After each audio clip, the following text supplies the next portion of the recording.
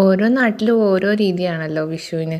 അപ്പം നമ്മുടെ ഇവിടുത്തെ രീതി എന്ന് പറഞ്ഞാൽ രാവിലെ വിഷുക്കഞ്ഞി എന്ന് പറയുന്ന ഭക്ഷണമാണ് കഴിക്കണേ.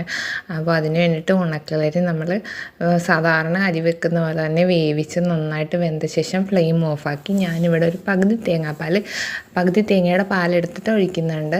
തേങ്ങാപ്പാൽ മുന്നിട്ട് നിൽക്കുമ്പോഴാണ് അതിന് ടേസ്റ്റ് കൂടുതൽ. അതിൻ്റെ കൂടെ ഏലക്കായ അണ്ടിപ്പരിപ്പും കൂടി ചേർക്കുന്നുണ്ട്. അതിനുശേഷം ലോ ഫ്ലെയിമിൽ ഒന്നുകൂടി അത് കുക്ക് ചെയ്തെടുക്കാം. തിളക്കണമെന്നില്ല. അതിൻ്റെ കൂടെ കൂട്ടാനായിട്ട് നമുക്ക് ചക്കപ്പുഴുക്കാണേ. ചക്കപ്പുഴുക്ക് ഒരു ചക്ക മുഴുവനായിട്ടും ചുള മാത്രം എടുത്തിട്ടുണ്ട്, കുരു നീക്കിയിട്ട്.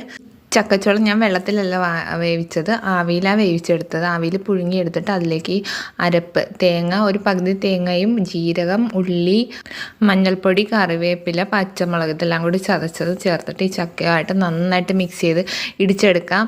ഒന്നെങ്കിൽ മിക്സിയുടെ ജാറിൽ അല്ലെങ്കിൽ കൈകൊണ്ട് എങ്ങനെയെങ്കിലും. അതിന് ശേഷം ഞാൻ വറ പൊട്ടിച്ച് ഈ ചക്ക ഒന്നുകൂടി അടുപ്പിൽ വെച്ചിട്ട് എല്ലാം കൂടി നന്നായിട്ട് മിക്സ് ചെയ്തെടുക്കുന്നുണ്ട്. നല്ല ടേസ്റ്റാണേ.